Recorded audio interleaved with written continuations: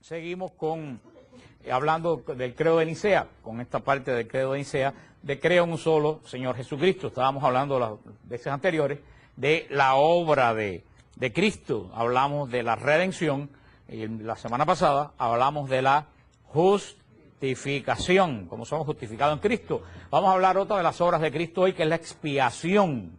Ya que hablamos de redención, hablamos de justificación, y vamos a hablar de ¿qué? Expiación. Expiación viene de un vocablo hebreo que quiere decir cubrir. O sea que expiar viene de un vocablo hebreo que quiere decir cubrir. Y en este vocablo hebreo que quiere decir cubrir no solamente es tapar, sino que también significa aplacamiento, reconciliación, limpieza. Es lo que quiere decir esta palabra expiación. Quiere decir cubrir, pero cubrir no en el sentido de esconder, sino en el sentido de aplacar, de reconciliar y de purificar. La expiación, en la forma de pensar hebrea del Antiguo Testamento, echaba un velo sobre la misericordia de Dios. Entre pecador y la vista de Dios era el velo de la misericordia de Dios. En el Antiguo Testamento, la expiación, si ustedes se recuerdan, se hacía, lo hemos hablado cuando hablamos del Apocalipsis y cuando hablamos de la Pascua Eterna, hablamos que la expiación, el día de la expiación, ¿se acuerdan qué día era en el pueblo hebreo el día de la expiación? El día de Yom Kippur, Yom día, Kippur, expiación. El día de Yom Kippur era el día de la expiación. ¿Y se acuerdan cuál era el culto central de la expiación cuando hablamos de la Pascua Eterna? El sumo sacerdote descargaba los pecados sobre el cordero cargaba los pecados de Israel, el cordero era degollado, el sumo sacerdote recogía la sangre del cordero en un ánfora de plata. ¿Qué hacía? Levantaba el velo del Santo de los Santos. ¿Y a dónde entraba? A la presencia de Dios. ¿Cuál era la presencia de Dios? El arca del pacto. Era lo que en Israel simbolizaba la presencia de Dios. El arca de la alianza, ¿se recuerdan? Que era ese cajón de madera de acacia forrado de oro puro, con los querubines encima, y adentro que tenía el arca de la alianza, las tablas de la ley. Las tablas de la ley, que era el compromiso, el contrato del pacto de Dios, ¿con quién? Con Israel. ¿Dónde estaba eso? Dentro del arca. Luego entonces, ¿qué cosa era el pecado? El pecado era una transgresión ¿contra qué? Contra los mandamientos que estaban adentro del arca. Si ustedes tienen un contrato de una casa que se dice que van a pagar todas las mensualidades, y si ustedes dejan cumplir, ustedes están afectando al banco, pero ¿qué están haciendo? Están violando ¿qué cosa? El contrato. Así era en Israel. Dios tenía un contrato con Israel. El primer pacto de Dios con Israel, Dios tenía un contrato. ¿Cuál era el testimonio del contrato? Los 10 mandamientos escritos en las 2 tablas. ¿Dónde estaban? Dentro del arca. Ese era el contrato de Dios con Israel. Cada vez que Israel pecaba ofendía a Dios, pero ¿qué cosa violaba? Los mandamientos que estaban dentro ¿de dónde? Del arca. Volvemos. ¿Qué hace así el día de Yom Kippur? Vuelvo de nuevo. Se cogía un cordero, se descargaba sobre el cordero todos los pecados de Israel. ¿Y qué se hacía con el cordero? Se degollaba. Muerto el cordero, ¿qué morían? Simbólicamente. Acuérdense que San Pablo dice que todo esto es simbólico, en lo que va a ser nosotros en realidad. ¿Qué moría cuando moría el cordero? Los pecados de Israel de ese año. Acuérdense que era de un año. Ahora Yom Kippur viene en septiembre. De un año a otro año morían los pecados porque el cordero había muerto cargando ¿qué cosa? Los pecados. El sumo sacerdote levantaba la cortina. ¿Se recuerdan qué simbolizaba la cortina? La cortina simbolizaba la ira de Dios con Israel. Si ustedes leen el libro del Éxodo, cuando Dios iba a destruir Israel por sus pecados, que Moisés le dijo que no lo destruyera, Dios dijo, yo no lo destruyo, pero no quiero hablar más con Israel porque es un pueblo rebelde. Y dijo, pon una cortina entre yo e Israel. Tú vas a ser mi intermediario, mi voz vas a ser tú y a Aarón. Yo no voy a hablar más directamente con Israel. Eso quiere decir la ira de Dios. Por eso esa cortina significaba la ira de Dios. Dios no quiere hablar con su pueblo. Necesitaba un intermediario. ¿Quién era el intermediario? El sumo sacerdote. Acuérdense, estamos en Israel. El sumo sacerdote levantaba la cortina. Entraba el Santo de los Santos y en el medio estaba el arca. Casi el sumo sacerdote cogía la sangre y la echaba ¿dónde? En la tapa del arca, encima de la tapa del arca, entre los dos querubines. Esa tapa del arca se llamaba la propiciación, la tabla. ¿Por qué? Porque en ese lugar se propiciaba, ¿qué cosa? La reconciliación de Dios, Israel. Fíjense que todo esto tiene una lógica tremenda para poder entender la obra de Cristo de la expiación. El Cordero murió cargando los pecados de Israel. Los pecados de Israel eran transgresiones, ¿contra qué? Contra los 10 mandamientos que estaban ¿dónde? Dentro del arca. Dentro del arca. El sacerdote cogía la sangre. ¿Qué cosa era la sangre? El testimonio de que el Cordero de verdad se había muerto. Y si el Cordero estaba muerto, que estaba muerto también. ¿Y dónde lo tiraba? Sobre el arca. ¿Qué ustedes creen que hacía la sangre encima del arca? Acuérdense de la cantidad de sangre que puede tener un cordero. Es bastante. ¿Qué ustedes creen que hacía la sangre? No, se chorreaba por todo el arca. O sea, la sangre se ponía entre ¿qué? Entre Israel, que había pecado, ¿y qué cosa? Y los mandamientos que estaban dentro. Cubría el arca. Se ponía entre la ira de Dios y el pueblo de Israel. Y cuando usted va, el sacerdote oraba, el sacerdote salía y ya los pecados de Israel eran perdonados hasta el próximo año. ¿Ustedes entienden eso? Esa era la expiación. Fíjate, la sangre se ponía entre ¿qué? Entre los pecados de Israel y la ley de Dios. Eso es lo que quiere decir expiar, cubrir. Cubría los pecados de Israel. Una persona me decía, ¿qué hacían con esa sangre? Y yo decía, pues se quedaba ahí. No se crean que el templo de Israel era algo muy limpio. Para nada. No, nadie podía entrar ahí. Entraba el sumo sacerdote y con tremendo miedo 10 minutos una vez al año. Ahí no entraba absolutamente nadie más. Esa sangre se quedaba de año tras año. No se crean que el pueblo de Israel era tan... Y esos costras de sangre sobre sangre, ¿tú sabes también lo que quería decir? Los muchísimos pecados de Israel. Sangre sobre sangre, sobre sangre, sobre sangre. Esa es la expiación. Y la tapa del arca, ¿cómo se llamaba? La propiciación. El lugar de la propiciación era donde Dios se reconciliaba con su pueblo. Eso era la expiación en el Antiguo Testamento, el día de la expiación, el día de Yom Kippur. San Pablo dice que todo lo que hay en el Antiguo Testamento prefigura, en nosotros es realidad. En Hebreos 11 dice San Pablo eso. Eso era prefigura de lo que iba a venir. ¿Eso dónde se hacía? En el templo de Israel. Eso se hacía en el templo de Jerusalén, que no existe más desde el año 70. San Pablo dice en Hebreos 9, ¿qué dice San Pablo en Hebreos 9? Que Cristo pasó a ser, ¿qué cosa? Nuestro sumo y eterno sacerdote. ¿Y qué dice San Pablo? Y eso lo hemos visto una pila de veces en Hebreos 9, lo hemos leído aquí. ¿Qué dice San Pablo? Que Cristo penetró no un templo hecho de piedra, sino un templo celestial. ¿Qué es lo que quiere decir? ¿A dónde entraba el sumo sacerdote? ¿Al templo de dónde? De Jerusalén. ¿Hecho de qué? De piedra. ¿Qué dice San Pablo? Cristo ya ocupó el lugar de qué? De sumo sacerdote. Ya, por eso que se acabó el sumo sacerdote en Israel y se acabó el templo de Israel. No hace falta más templo de Israel, porque lo que se hacía en el templo de Israel, ¿para dónde pasó? Para el cielo. Eso que se hacía en Israel físicamente todos los años, se empezó a hacer como espiritual. No hace falta más templo en la tierra. El templo pasó al cielo. ¿A dónde entraba el sumo sacerdote en el templo? Al santo de los santos. ¿Qué cosa era el santo? Estábamos diciendo que, vuelvo para atrás para poder retomar por lo que estaba diciendo, que Jesús entró al santuario del cielo. Por eso es que cuando Cristo muere, ¿qué cosa es lo que se raja? La cortina del templo. Se raja. ¿Qué es lo que quiere decir? Ya Dios no está, ¿qué cosa? Bravo. ¿Con quién? Con la gente. La cortina se rasgó y todo el mundo vio lo que había adentro. Ya no hay división entre el pueblo y entre Dios. Ya a Dios no le hace falta un sumo sacerdote que entre y salga. Dice San Pablo, ¿por qué el sumo sacerdote entraba y salía? Porque el sumo sacerdote era un hombre pecador. Y él tenía que salir. ¿Y qué tenía que hacer él?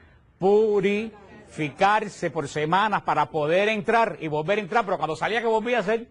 Volvía a pecar. ¿Y qué tenía que hacer el próximo año? volver a purificarse de nuevo. Él entra y sale. ¿Qué dice San Pablo? Ya cuando se rasgó la cortina, quiere decir que ya no hay en Israel, ¿qué cosa? Sumo sacerdote. Ya más nadie tiene que entrar ni salir. ¿Por qué dice San Pablo eso? Porque Cristo se ha constituido nuestro sumo sacerdote. ¿Y qué dice San Pablo?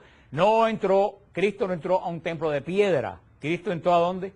Al santuario celestial. ¿Dónde entraba el sumo sacerdote? Al santo de los santos, donde moraba la presencia de Dios. ¿Dónde entra Cristo? Al lugar donde mora la presencia del Padre. Ese lugar donde ninguna mente humana tiene capacidad para imaginarse cómo es el lugar donde mora la gloria del Padre. Nadie tiene capacidad humana, ni nadie puede entrar ahí. ¿Quién es el único que puede entrar como dice Corintios, quién es el único que puede conocer las entrañas de Dios? Dios mismo. Nadie más puede entrar ahí. ¿Por qué Cristo pudo entrar? Porque es Dios, verdadero Dios. Pero al mismo tiempo, ¿qué cosa es?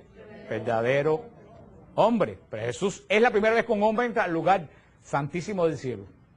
Primera vez que un hombre entra ahí. ¿Pero qué es Jesús? Porque es verdadero Dios, pero también es verdadero hombre. Por eso Jesús entra ya investido de ¿qué? De sumo sacerdote. Dice San Pablo, no lleve en sus manos sangre de chivo, ni de oveja, que lleve en sus manos su propia sangre. Y ya no tiene que volver a salir. ¿Por qué no tiene que volver a salir? ¿Por qué tenía que volver a salir el sumo sacerdote? Tenía que purificarse porque tenía pecado. Cristo no tiene pecado, entonces no tiene que volver a salir. Entró para siempre al lugar santísimo. Y ahí, ¿qué es lo que empieza a hacer Jesús en el lugar santísimo? Lo mismo que hacía el sumo sacerdote en Israel. Acuérdense, todo lo que es en Israel es figura de nosotros, representación de lo que ahora es realidad en el cielo. ¿Qué está haciendo Jesús en el cielo? Lo mismo que hacía el sumo sacerdote dentro del Santo de los Santos, después que cruzaba la cortina. ¿Qué hacía el sumo sacerdote cuando cruzaba la cortina? Oraba por los pecados de Israel. ¿Hacía qué cosa? La expiación. Tiraba la sangre. ¿Qué cubría la sangre? El arca. Los pecados de Israel contra los mandamientos. Dice que Jesús entró al Santo de los Santos de los cielos llevando en sus manos su propia sangre. ¿Qué es lo que quiere decir eso? Que Jesús está realizando en estos momentos, ¿qué cosa? La expiación. ¿Qué quiere decir? ¿Qué hacía el sumo sacerdote? De nuevo, tengo que repetirlo a ustedes se les grave porque estoy seguro que más de que viene ya no se acuerdan. El sumo sacerdote tiraba la sangre. La sangre se ponía entre el mandamiento que había sido roto, la ira de Dios y el pecado del pueblo. ¿Qué está haciendo Jesús ahora? Exactamente lo mismo. Pero ya no con sangre de chivo, que era prefigura. ¿Qué podía aplacar a Dios la sangre de un chivo? Nada. ¿Qué es? Ahora Jesús que está en el cielo con su sangre, que está haciendo la expiación. ¿Qué es lo que quiere decir? Que entre el pecado de nosotros y la ira de Dios, ¿qué cosa está? La sangre de Jesucristo. La sangre de Jesucristo, ¿qué cosa? Nos cubre como la sangre cubría, ¿qué cosa? El arca. ¿Ustedes entienden eso? Eso es lo que está haciendo Jesucristo. Y eso es lo que la iglesia ha resumido en esa hermosa devoción, que es la divina misericordia. Porque eso no es nada más que la divina misericordia. Hay personas que dicen, ¿por qué si hoy en día hay más pecados de los que habían en Israel, Dios no destruye al mundo? Y quiero decirles, si ustedes leen la Biblia, hoy lo que en el mundo se ha quedado chiquito al lado de lo que hacía. Sodoma es un convento de carmelitas descalzas al lado de South Beach y de otros lugares. ¿Por qué ¿Tú sabes por qué no se destruye? Porque entre todo ese pecado y la ira de Dios, ¿qué cosa está? La sangre de Jesucristo. ¿Cómo se llama eso? Expiación. Cubrir. Estamos cubiertos con la sangre de Cristo. Cristo está realizando. Y Cristo, por eso es que la iglesia dice que el sacrificio de Cristo en la cruz no se acabó. Hay hermanos que piensan que Cristo murió en el año 33 y se acabó el asunto. No, ahí no se acabó, ahí comenzó. El sacrificio no se ha acabado. El sacrificio de la cruz todavía está actual. Está actual. ¿Cuándo se acababa la expiación en Israel? Fíjense que ustedes, para poder entender lo que sucede hoy, tienen que entender lo que sucede ¿dónde?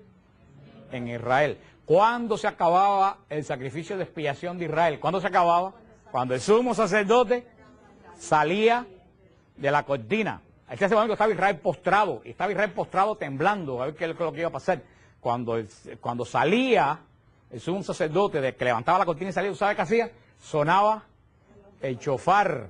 Y todo Israel se ponía de pie y empezaba a dar gloria a Dios porque habían sido perdonados y porque la expiación se había acabado. Punto. Cristo entró al santuario celestial. ¿Ha vuelto a salir? No.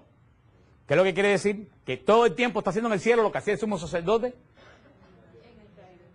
dentro del lugar santísimo. Cristo está realizando la expiación. ¿Cuándo la expiación se va a acabar? Cuando Cristo salga del santuario celestial. ¿Cuándo Cristo va a salir del santuario celestial? El día de juicio final. ¿Y qué es lo que dice San Pablo que va a sonar antes de juicio? La trompeta. ¿Tú no ves que Jehová aquí Israel? Cuando el sumo sacerdote salía, ¿qué sonaba? La trompeta decía, se acabó la expiación. Mientras Cristo está dentro del Santo de los Santos, en el cielo, en la presencia del Padre, está ejerciendo la expiación. Por eso el sacrificio de Jesús no se ha acabado. Porque el sacrificio del Cordero duraba todo el tiempo que el sumo sacerdote estaba ministrando. ¿Con qué? Con la sangre del Cordero. Cristo está ministrando ahora con su sangre. Entonces el sacrificio no se ha acabado. ¿Cuándo se acaba el sacrificio de Cristo? Cuando Él salga, que suene el shofar, como dice San Pablo, el sonido de la trompeta, que no es la trompeta, es el shofar.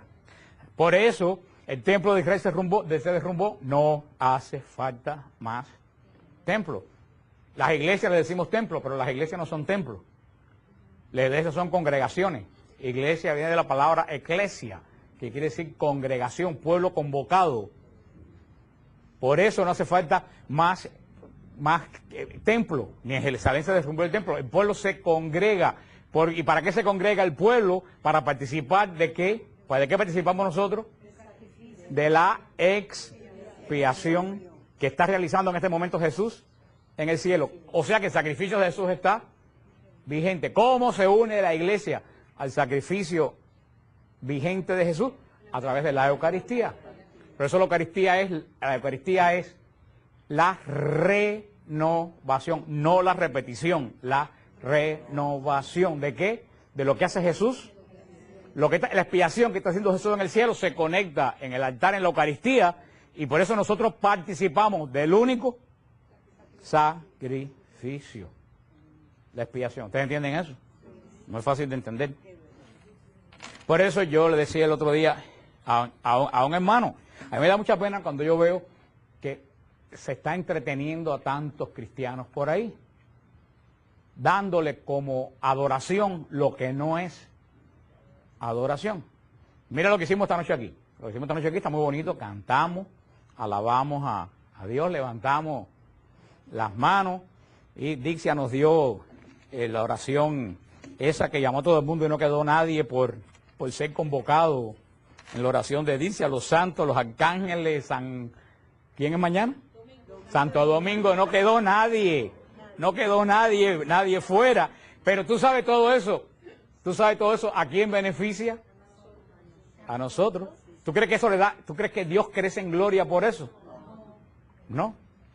Y además eso que nosotros damos, eso nos beneficia a nosotros. ¿Por qué? Porque nosotros estamos manchados, ¿por qué? Por el pecado. O sea que todo lo que estamos ofreciendo es ofrenda impura. Por muy bueno que seamos. Por eso yo le decía, todo eso que hacen en muchas iglesias que no son católicas o apostólicas, porque también los ortodoxos y otras iglesias lo tienen, todo lo que se hace, esos cultos que se hacen los domingos es exactamente igual a lo que hacemos nosotros aquí los martes. ¿A quién único beneficia? A la gente que participa.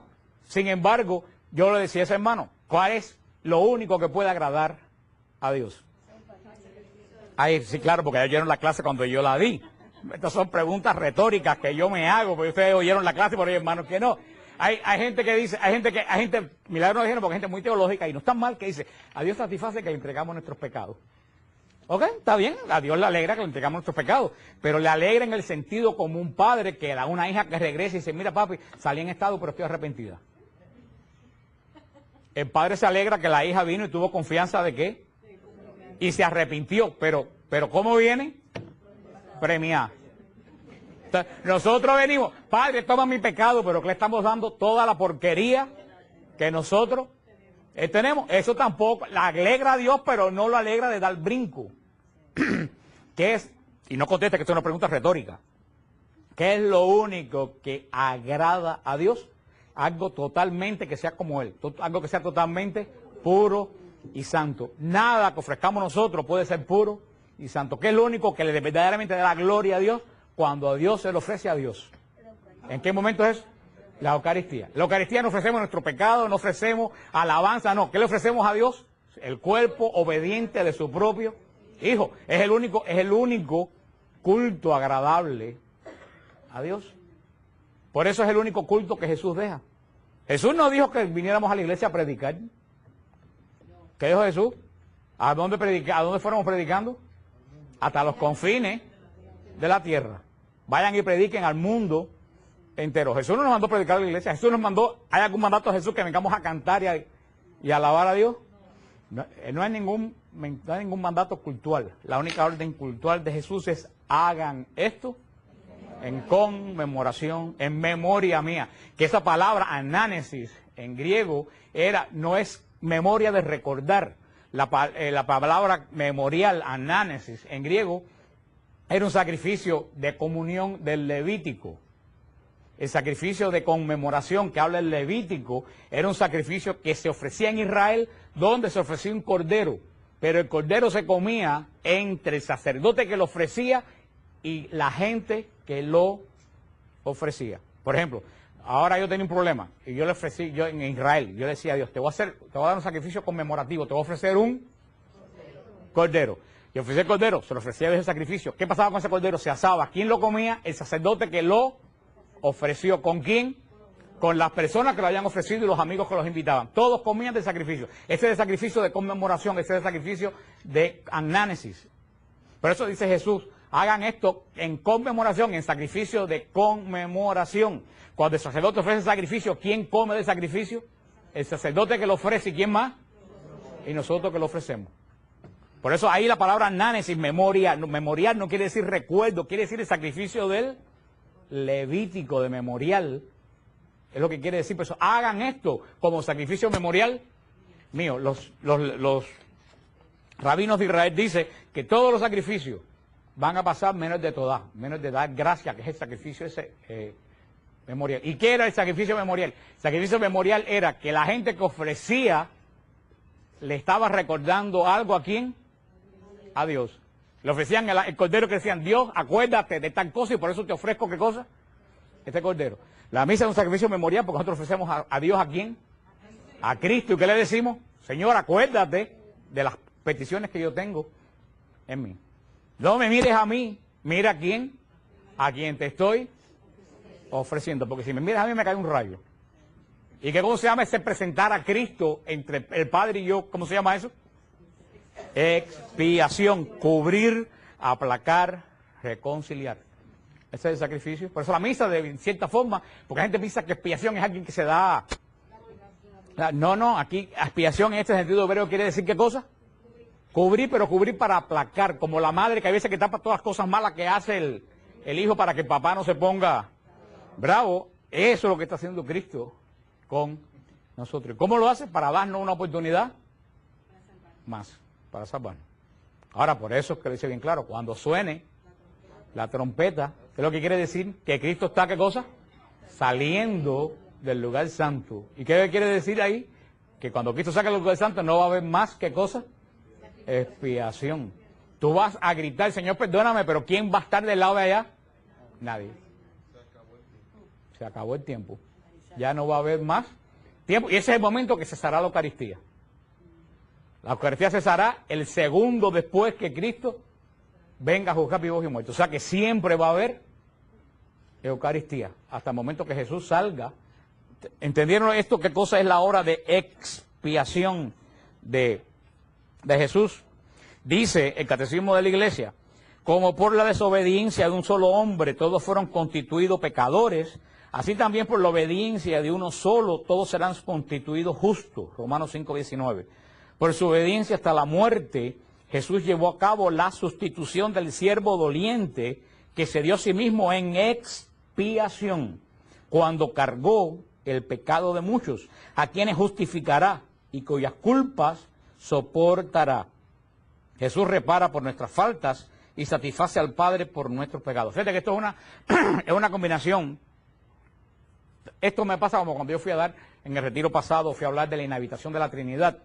Yo me di cuenta cuando fui a hablar de la inhabitación de la Trinidad, yo lo separé en 3 charlas, los que fueron al retiro se acuerdan, que era la charla del Padre, la charla del Hijo, la charla del Espíritu Santo. Pero yo me di cuenta que yo no podía hacer la charla del Padre si no hablaba del Hijo y del Espíritu Santo. Y me di cuenta que yo no podía hablar la charla del Hijo si no mencionaba al Padre y al Espíritu Santo. Y no podía mencionar la charla del Espíritu Santo si no mencionaba a Cristo y al Padre, porque los 3 estaban totalmente ligados.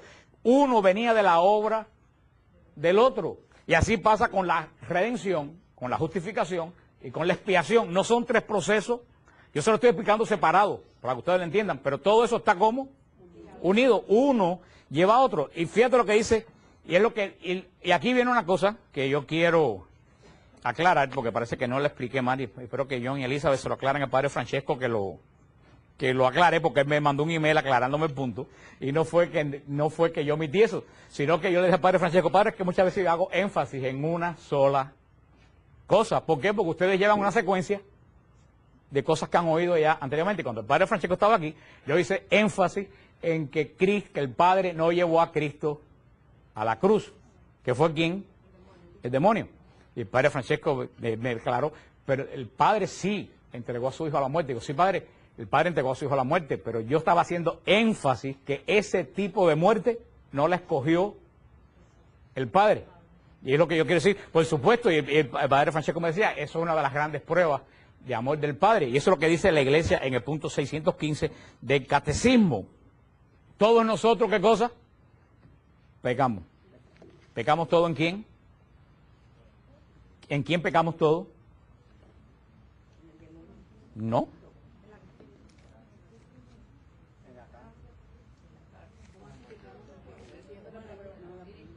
No voy a decir la palabra porque suena muy fea. Y el Padre Francisco no la ha dicho, así que no la puedo decir.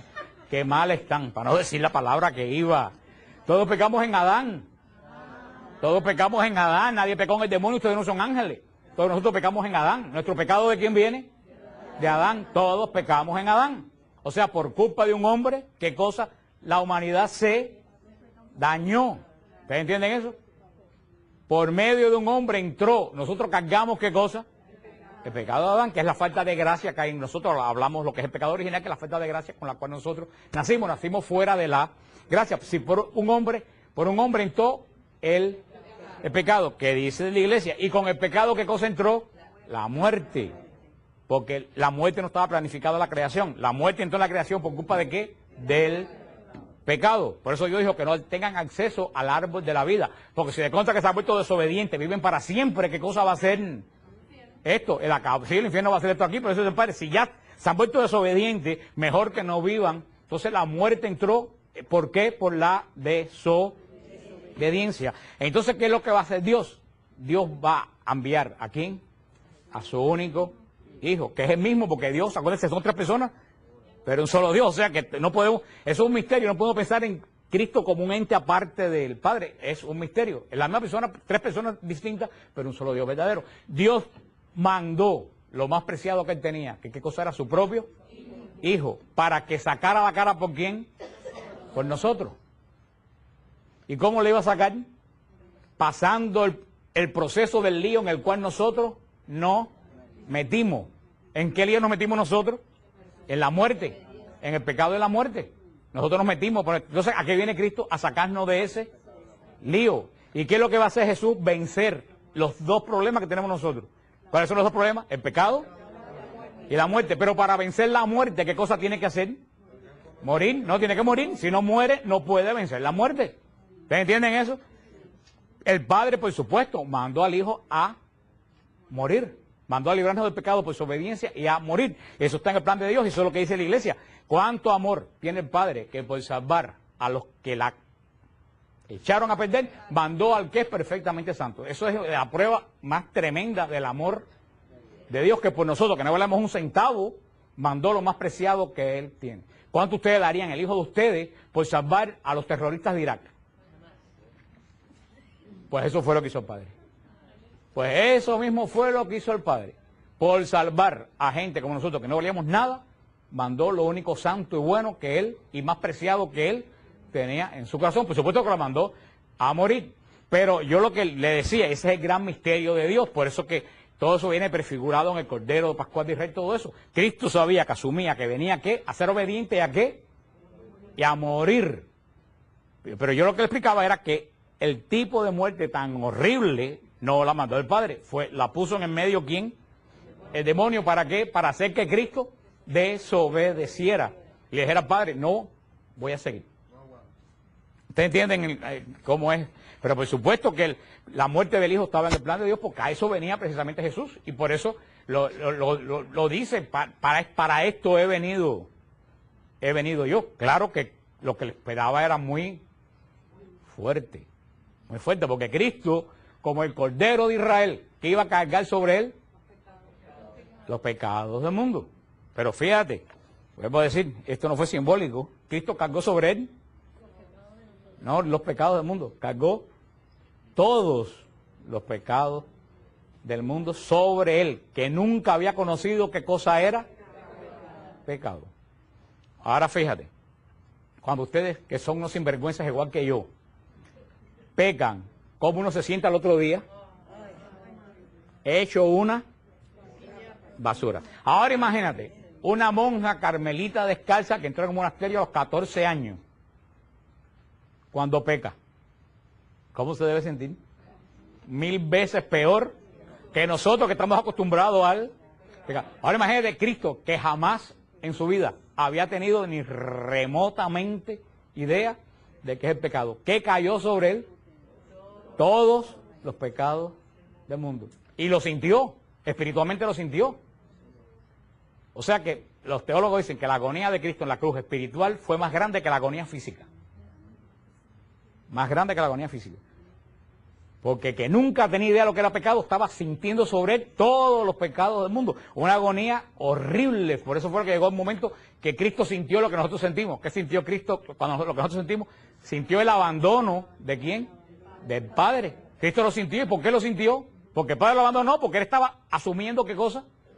Todo lo que nosotros hacemos y sentimos. Él en un momento sintió lo que nunca había sentido. Se sintió desamparado de Dios. Por eso que dice el Salmo 22, Dios mío, porque me has abandonado. Él estaba experimentando el sufrimiento de todo pecador del mundo cuando se siente abandonado de un misterio terrible, que la mitad de la gente ni se lo imagina ni se lo pone a pensar lo que sucedió en la cruz.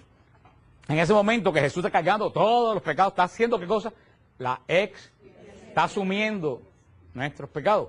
Por eso cuando Jesús muere, y muere siendo como perfectamente obediente, porque el diablo le lanzó el último ataque en la cruz, cuando le dijo, bájate con la voz porque el diablo no ataca rojo con tarro pintado, echando humo por las narices, porque sabe que si ataca así nadie le va a hacer caso. Él habla igualito a los que están al lado de nosotros. ¿Quién estaba al lado de Jesús? Otro crucificado igual que él. El diablo te va a hablar a ti con uno de tu familia, con un compañero de trabajo, con alguien que está igualito que tú. ¿Y qué fue lo que le dijo el diablo por boca de mal? Ahora, hay de quien le presta la boca al diablo. Hay de quien le presta la boca al diablo. Porque muchas veces uno le presta la boca al diablo. ¿Y qué le dijo el mal ladrón? Bájate. Fíjate, todas las tentaciones del diablo comienzan igual. Si eres hijo de Dios. ¿Cómo comenzaron las tentaciones del desierto? Si tú eres, haz que estas piedras. Si tú eres hijo de Dios, bájate desde ahí. Esa fue la última tentación. Jesús sufriendo horriblemente físicamente. Sufriendo horriblemente ¿cómo? Espiritualmente. ¿Y qué le dice el diablo? ¿Para qué estás pasando ese trabajo por una pila de gente que ni lo van a agradecer? Bájate de ahí. ¿Y qué hizo Jesús? Ni lo miró. ¿Cuál fue el pecado de Eva?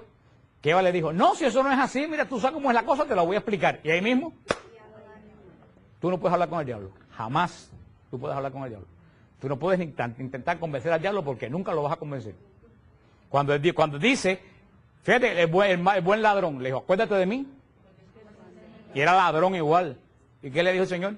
Hoy vas a estar conmigo. El del lado de acá le dijo, si eres hijo de Dios, bájate y de paso bájame a mí también.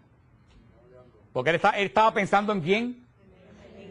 En mí, bájame a mí también. Jesús ni lo miró. Quiere decir que el último ataque del diablo pasó desapercibido. Y cuando Cristo dijo, todo se ha cumplido. Quiere decir que hubo un hombre que pudo morir como siendo totalmente obediente a Dios. Y ahí se murió la raíz de nuestro pecado. Y Cristo experimenta lo que todos vamos a experimentar por culpa del pecado. ¿Qué experimenta Cristo? La muerte. Vamos a ver después eso cuando hablemos descendió a los infiernos. Vamos a verlo después. Cristo experimenta la muerte. Pero porque Él va a vencer al pecado. ¿Al pecado dónde lo va a vencer? En la cruz. Cuando fue totalmente ¿cómo? Obediente. Obediente. Va a vencer, y lo vamos a ver después, va a vencer a la muerte. Pero para vencer a la muerte tiene que morir con la resurrección. Vamos a verlo después el otro día. Cuando vence la muerte con la resurrección. Y va a vencer al demonio cuando desciende a los infiernos. O sea, Cristo vence los tres enemigos que tenía el hombre. El pecado, la muerte y el demonio. La muerte que es la carne, la muerte que es la muerte y el demonio. Cristo los va a vencer por nosotros. Al vencerlo Jesús, ¿nos da a nosotros qué cosa? La capacidad de también nosotros poderlo vencer. ¿Y cómo se llama eso? La salvación. Al Cristo morir, está diciendo, sí, yo lo hice, siendo Dios, tú también lo puedes hacer. O sea, Cristo nos preparó, ¿qué cosa? El camino por el cual nosotros podemos, cayéndonos, levantándonos, pero pues donde podemos transitar. Eso es lo que dice la iglesia, que por su obediencia hasta la muerte Jesús llevó a cabo la sustitución del siervo doliente. O sea, Jesús nos sustituyó. ¿Quiénes debían estar en la cruz? Todos nosotros. Cristo nos sustituyó. Por eso dice el profeta Isaías, Él cargó el castigo que nos trae la paz. Por eso ya el castigo no cae sobre nosotros, porque Cristo, ese castigo que debía haber caído sobre nosotros, ¿cayó dónde? Sobre Cristo. Cayó el castigo que debía haber caído, por eso que a nosotros no nos parte un rayo. Porque ya el rayo se cayó ¿dónde? En la cruz del Calvario. Por eso, eso es la expiación. Cristo asume nuestra naturaleza menos en el pecado, aunque asume las consecuencias del pecado. Por eso que Jesús baja en el bautismo de Juan, que no es el bautismo de la iglesia, por eso que Jesús baja.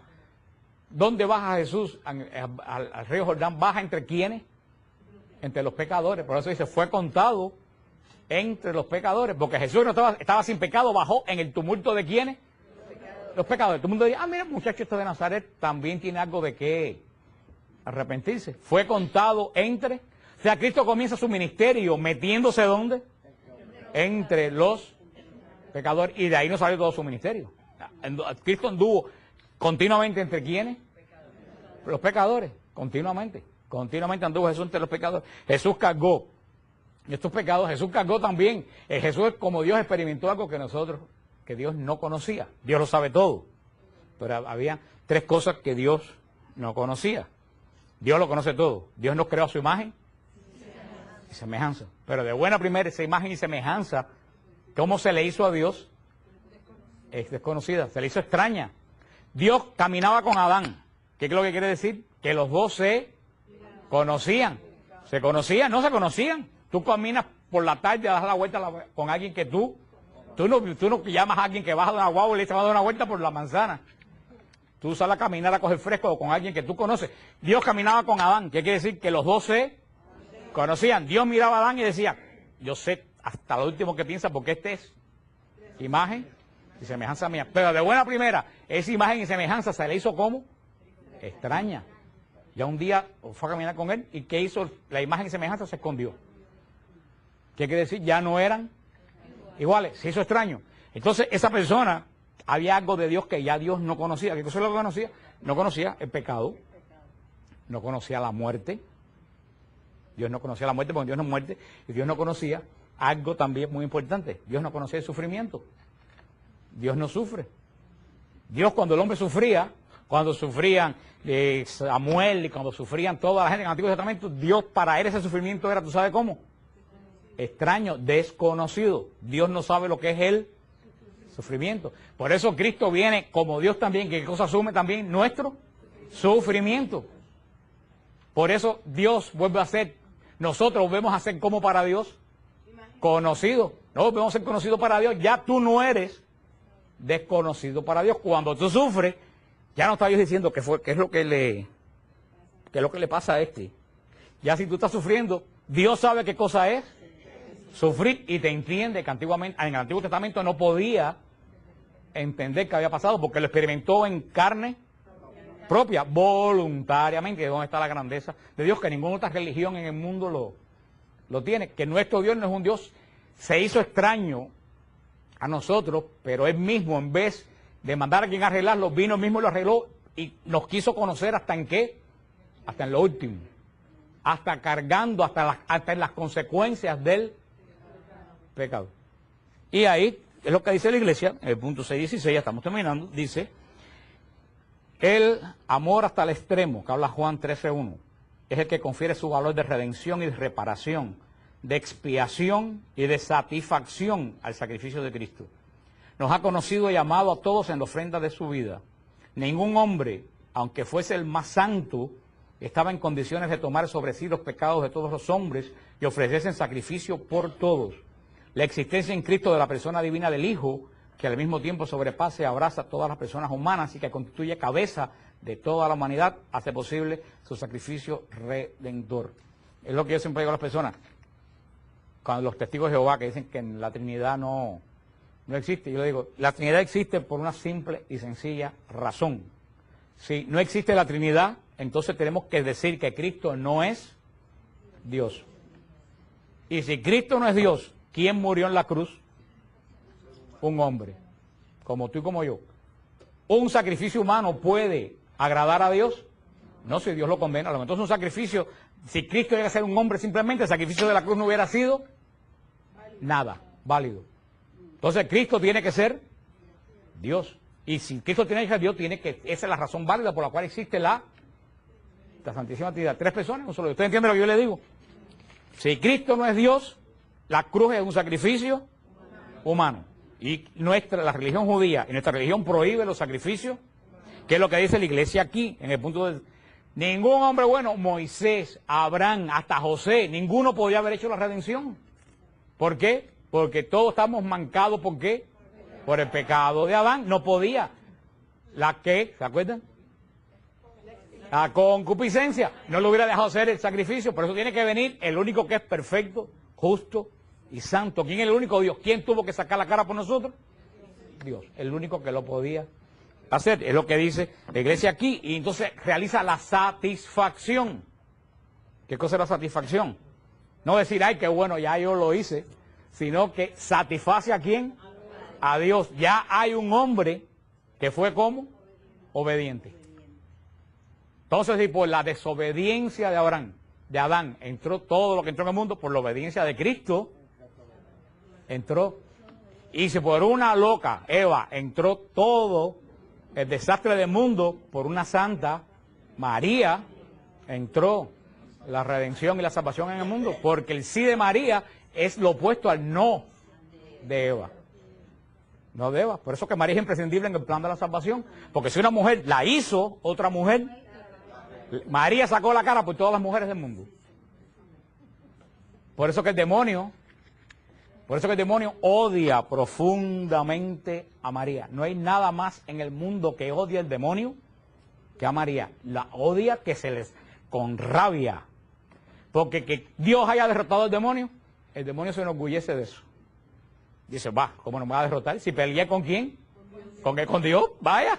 Soy el único que se ha atrevido a qué. Pero lo que el demonio no perdona es que una mujer de 13 años lo haya derrotado. Es un ejemplo de eso, está aquí, en el libro de los Jueces.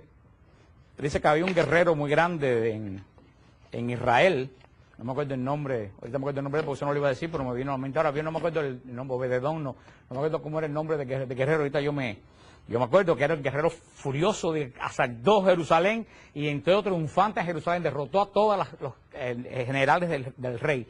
Y cuando venía entrando a Jerusalén triunfante, una doña que estaba cocinando cogió la piedra de molino, la tiró por el balcón y le rajó la cabeza y lo mató. O sea, ningún general lo pudo vencer. Y esta mujer que estaba cocinando, pasó, mira, viene por ahí. Pero él se quedó medio muerto y le dijo al escudero, saca la espada y mátame, para que no se diga que una mujer me mató. Eso tipifica el demonio. Yo prefiero que Dios me mate, pero que no me mate una mujer. Por eso que el demonio odia profundamente a María. Por eso cuando digo una persona que odia de gratis profundamente a María, yo digo, ese está en candela. Y no estoy hablando en sentido metafórico, estoy hablando en sentido... Y si para cómo odia la cruz junto con María, entonces sí, ni averigüen más qué es lo que hay en el corazón de esa persona. Yo le he dicho, hermano, usted odia las dos cosas que alborota el demonio. Averigüe usted qué es lo que le está pasando. Por eso dice la iglesia, por su santísima pasión en el madero de la cruz, nos mereció la justificación. Eso lo enseñaba ya desde el concilio de Trento. Y dice... La otra palabra, y ya es muy cortito, que es la última ya, porque me quedan 5 minutos, que nos queda, es la propiciación. ¿Vimos qué cosa? Redención. ¿Vimos? Justificación. ¿Vimos? Expiación. Vimos brevemente satisfacción. La satisfacción, no de decir lo cumplí, sino que delante del Padre, el Padre quedó satisfecho. ¿Por qué? Porque hubo un hombre que le fue totalmente obediente.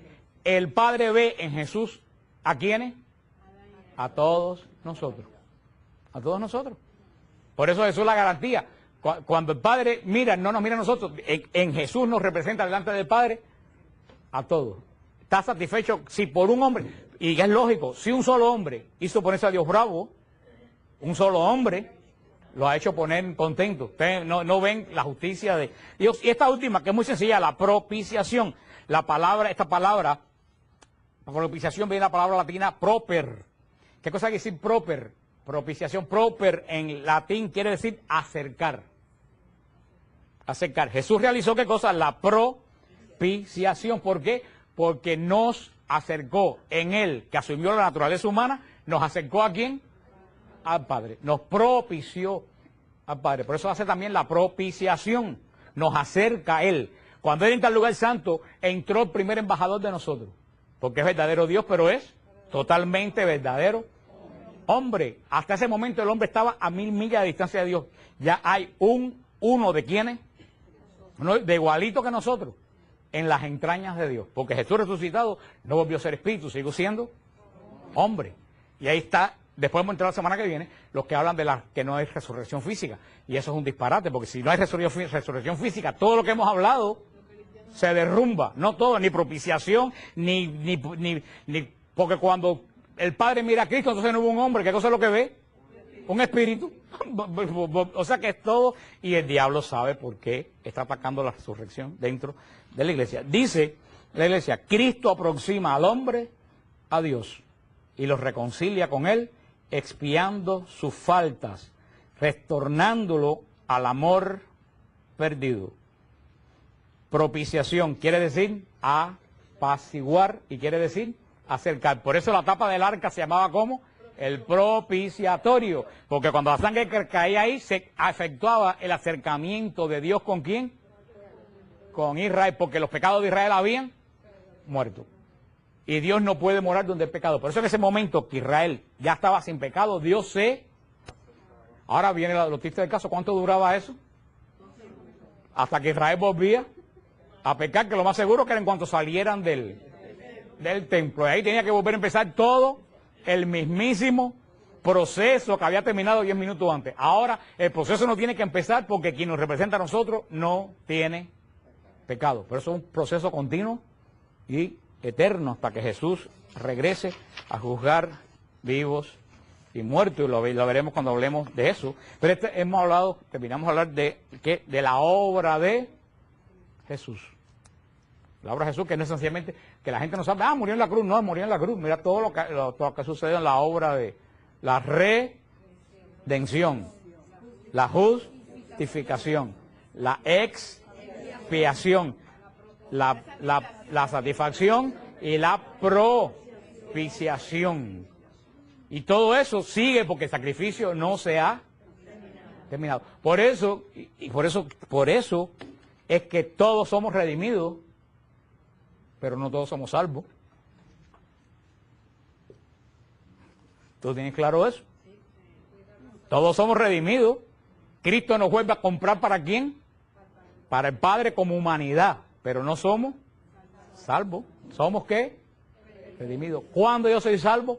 Cuando yo traigo la redención de Cristo a mi vida. Entonces comienza el plan de la salvación, que lo vamos a ver después. Pero puede ser una cosa del hombre. Cuidado. Todos somos redimidos, pero no todos somos salvos. Porque los que rechazan la redención están fuera del plan de Dios. Cuando tú aceptas la redención que Cristo te mereció, tú entonces comienzas el proceso de salvación. Entonces podemos decir, ¿qué es la salvación? Apropiarme ¿de qué? De la redención. La redención, por eso que la gente se confunde, la redención es gratis. ¿Por qué la redención es gratis? Porque ningún hombre la pudo hacer por muchos millones que tú tengas.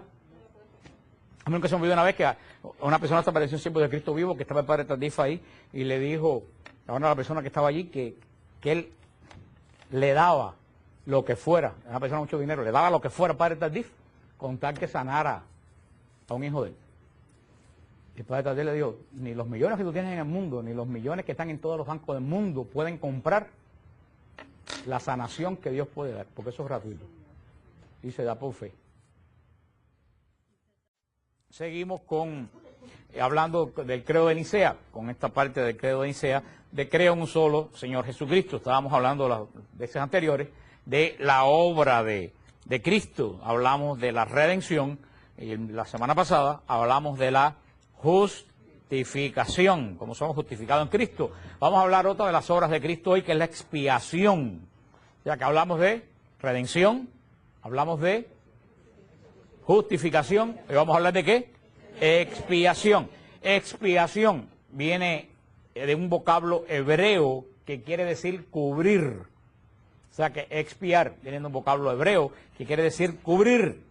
Y en este vocablo hebreo que quiere decir cubrir no solamente es tapar, sino que también significa aplacamiento, reconciliación, limpieza. Es lo que quiere decir esta palabra expiación. Quiere decir cubrir, pero cubrir no en el sentido de esconder, sino en el sentido de aplacar, de reconciliar y de purificar. La expiación, en la forma de pensar hebrea del Antiguo Testamento, echaba un velo sobre la misericordia de Dios. Entre el pecador y la vista de Dios, era el velo de la misericordia de Dios. En el Antiguo Testamento, la expiación, si ustedes se recuerdan, se hacía, y lo hemos hablado cuando hablamos del Apocalipsis, cuando hablamos de la Pascua Eterna, hablamos que la expiación, el día de la expiación, ¿se acuerdan qué día era en el pueblo hebreo el día de la expiación?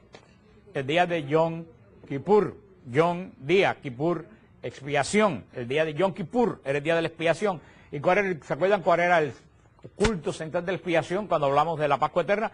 El sumo sacerdote descargaba los pecados sobre el cordero cargaba los pecados de Israel, el cordero era degollado, el sumo sacerdote recogía la sangre del cordero en un ánfora de plata. ¿Qué hacía? Levantaba el velo del Santo de los Santos. ¿Y a dónde entraba? A la presencia de Dios. ¿Cuál era la presencia de Dios? El arca del pacto. Era lo que en Israel simbolizaba la presencia de Dios. El arca de la alianza, ¿se recuerdan? Que era ese cajón de madera de acacia forrado de oro puro, con los querubines encima, y le echaba ¿dónde? En la tapa del arca, encima de la tapa del arca, entre los dos querubines. Esa tapa del arca se llamaba la propiciación, de la tabla. ¿Por qué? Porque en ese lugar se propiciaba, ¿qué cosa? La reconciliación de Dios, Israel. Fíjense que todo esto tiene una lógica tremenda para poder entender la obra de Cristo de la expiación. El Cordero murió cargando los pecados de Israel. Los pecados de Israel eran transgresiones ¿contra qué? Contra los 10 mandamientos que estaban ¿dónde? Dentro del arca. Dentro del arca. El sacerdote cogía la sangre. ¿Qué cosa era la sangre? El testimonio de que el Cordero de verdad se había muerto. Y si el cordero estaba muerto, que estaba muerto también. ¿Y dónde lo tiraba? Sobre el arca. ¿Qué ustedes creen que hacía la sangre encima del arca? Acuérdense de la cantidad de sangre que puede tener un cordero. Es bastante. ¿Qué ustedes creen que hacía la sangre? No, se chorreaba por todo el arca. O sea, la sangre se ponía entre ¿qué? Entre Israel, que había pecado, y adentro que tenía el arca de la alianza, las tablas de la ley. Las tablas de la ley, que era el compromiso, el contrato del pacto de Dios, ¿con quién? Con Israel. ¿Dónde estaba eso? Dentro del arca. Lo que entonces, ¿qué cosa era el pecado? El pecado era una transgresión ¿contra qué? Contra los mandamientos que estaban adentro del arca. Si ustedes tienen un contrato de una casa que se dice que van a pagar todas las mensualidades, y si ustedes dejan cumplir, ustedes están afectando al banco, pero ¿qué están haciendo? Están violando ¿qué cosa? El contrato. Así era en Israel. Dios tenía un contrato con Israel. El primer pacto de Dios con Israel, Dios tenía un contrato. ¿Cuál era el testimonio del contrato? Los 10 mandamientos escritos en las 2 tablas. ¿Dónde estaban?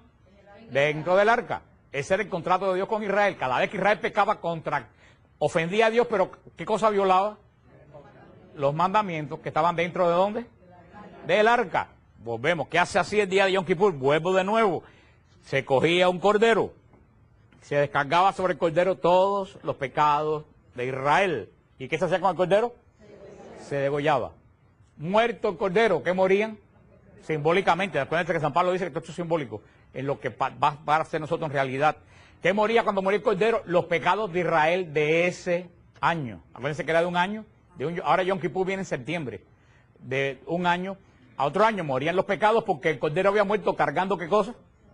Los pecados. El sumo sacerdote pues levantaba la cortina.